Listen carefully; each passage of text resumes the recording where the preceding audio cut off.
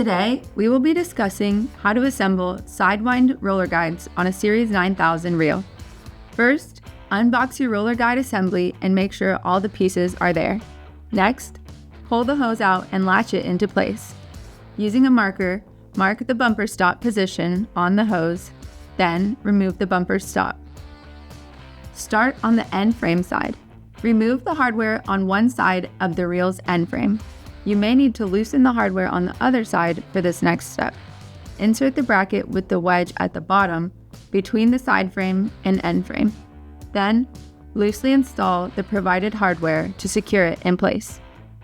Once that side is secure, remove the hardware from the other side and insert the bracket between the reel's side frame and end frame.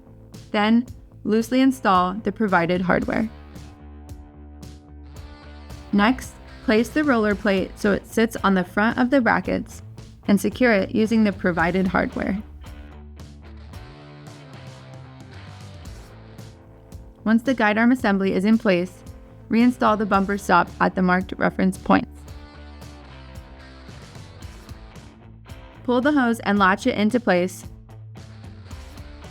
Finally, tighten all of the hardware on the roller guides.